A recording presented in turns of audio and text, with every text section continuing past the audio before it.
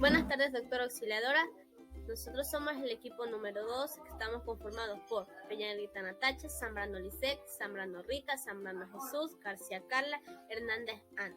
Y quien les habla, Helen Inteago. A nosotros nos corresponde hablar sobre el acceso al pensar filosófico de la educación a través de los diversos métodos. A continuación, mi compañera. Hola queridos compañeros y querida doctora auxiliadora Mendoza, soy Natacha Peñarrieta, quien les hablará particularmente sobre la mayéutica. Conocer no es fácil ni sencillo, implica un trabajo y a veces este implica dolor.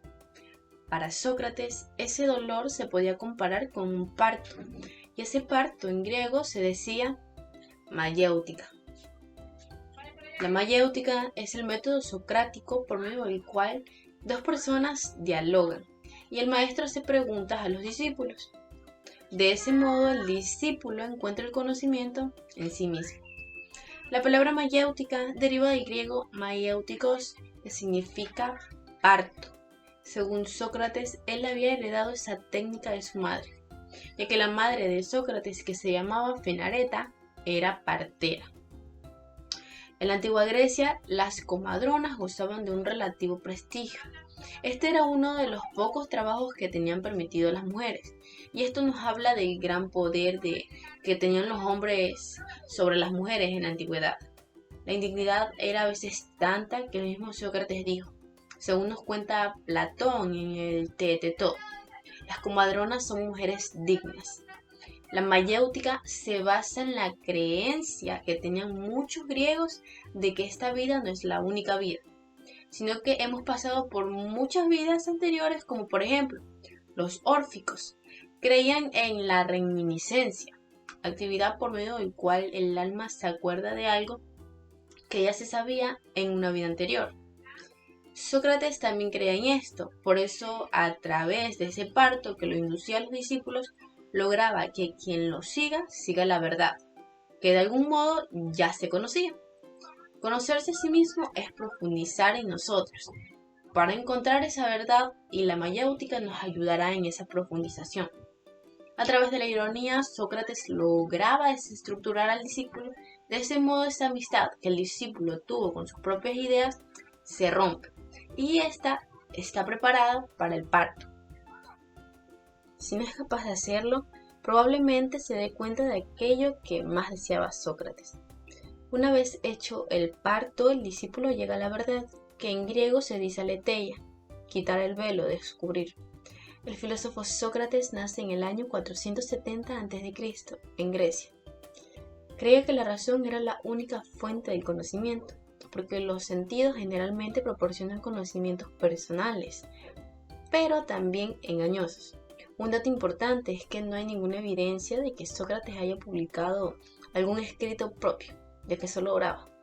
Por lo tanto, lo que conocemos del filósofo es gracias a los diálogos de Platón, a las obras de Aristófanes y a los diálogos de Jenofonte. En los escritos de Platón es donde encontraremos los relatos más completos e importantes de Sócrates. A continuación, mi compañera Lisette, quien les hablará sobre el método de la hermenéutica. Muchas gracias. Soy Zambrano, soy de educación básica de primer semestre y yo les voy a hablar qué es la hermenéutica. La hermenéutica, del griego hermeneia, es el arte de interpretar y asimismo explicar o traducir. Es el arte de la interpretación, explicación y traducción de la comunicación escrita. La comunicación verbal y ya secundariamente la comunicación no verbal, su concepto central de la Constitución moderna es la comprensión de textos escritos importantes. La necesidad de una disciplina hermenéutica viene determinada por las complejidades del lenguaje que frecuentemente conduce a conclusiones diferentes e incluso contrapuestas en lo que se refiere al significado de los textos. La hermenéutica, eminentemente desde Charles Marcher, mentador moderno, responde a la máxima célebre de alcanzar a comprender el autor de mejor de lo que él mismo alcanzaba a comprenderse. La hermenéutica intenta descifrar el significado complejo, oculto, no evidente que subyace en el discurso, y a este fin intenta la exágesis de la razón misma sobre el significado. Un ejemplo de la hermenéutica sería el paso del mar rojo simboliza la victoria de Cristo y el bautismo, ya que esto de la hermenéutica se habla más de lo que es la Biblia, del cristiano. Otro ejemplo de la hermenéutica en la vida cotidiana sería, nadie puede comprarse una lámpara para guardarla en un cajón, sino todo lo contrario. La pone sobre la repisa para que así alumbre todo el lugar. Bueno, eso sería todo de mi parte de la hermenéutica. Muchas gracias. Hola, doctora auxiliadora, soy Jenny Triago de Educación Básica. A mí me corresponde hablar sobre el método deductivo. ¿Qué es un método deductivo? Es un método de razonamiento que consiste en tomar conclusiones generales para explicaciones particulares.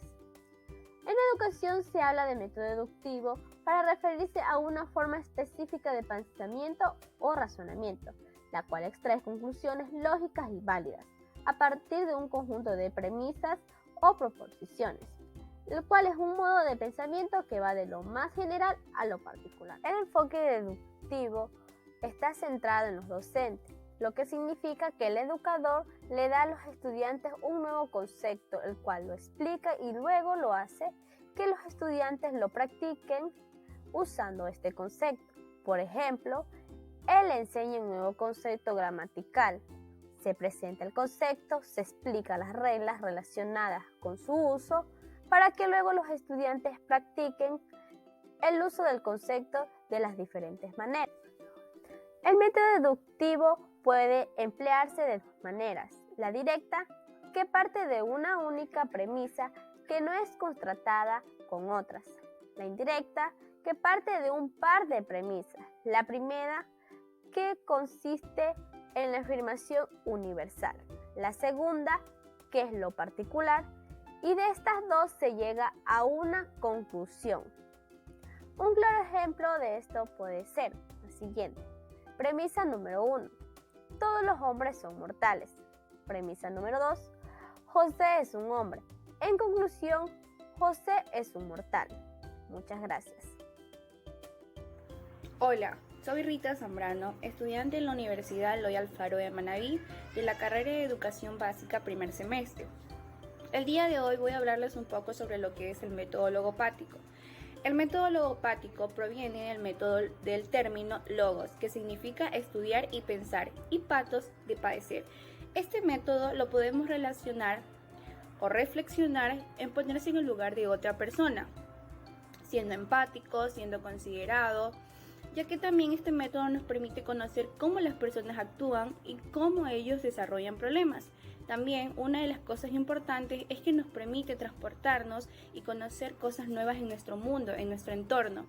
Es decir, en lo educativo, los docentes, para llegar a los estudiantes, deben conocer cómo actuar con ellos, deben saber cómo llegar a sus problemas, deben detectar algún problema sin que el estudiante sepa que el docente ya lo ha detectado.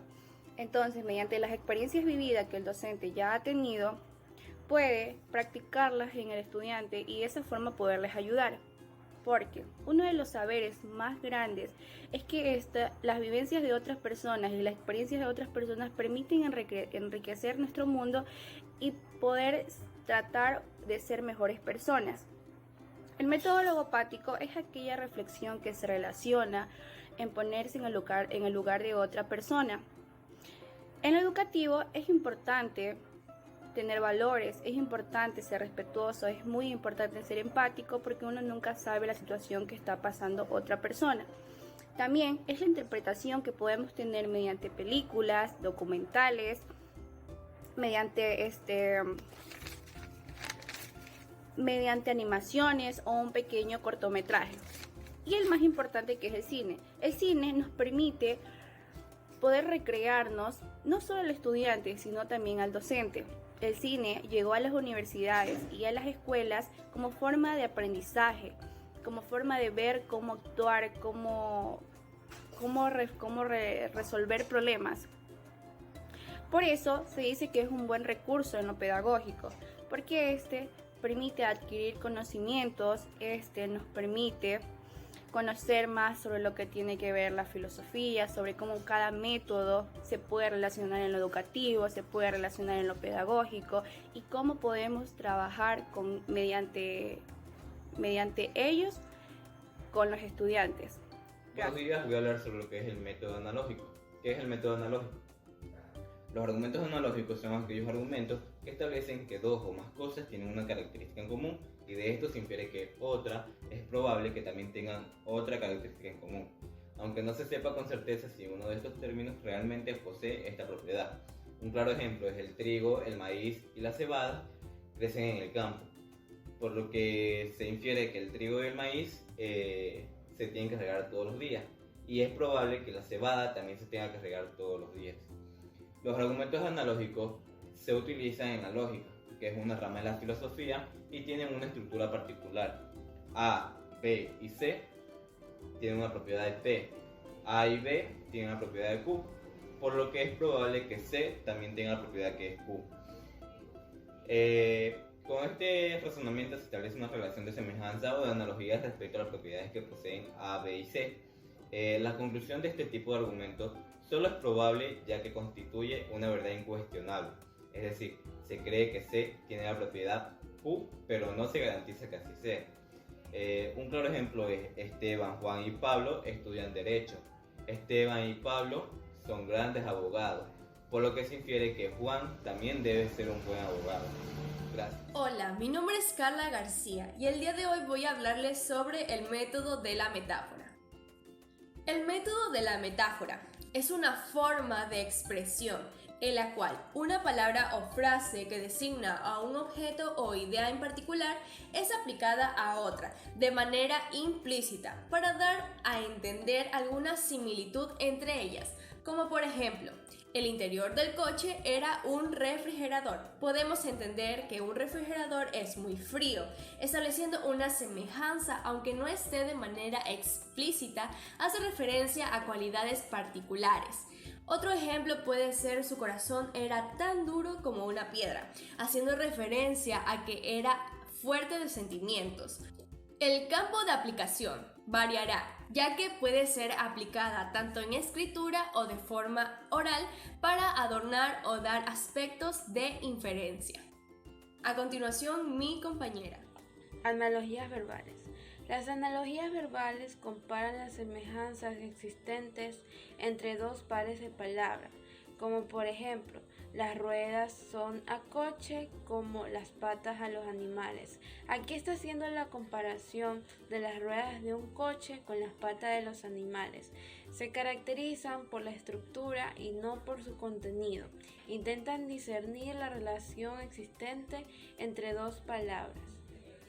Tenemos dos tipos de analogías verbales. Una de ellas es la analogía verbal de sinonimia, que es aquella que relaciona dos palabras que son sinónimas, como por ejemplo, fiel es a leal y honesto es honrado. También tenemos la analogía antinómicas, que son aquellas que relacionan dos términos que son opuestos o antónimos, como por ejemplo, hablar es a callar, como entrar es a salir.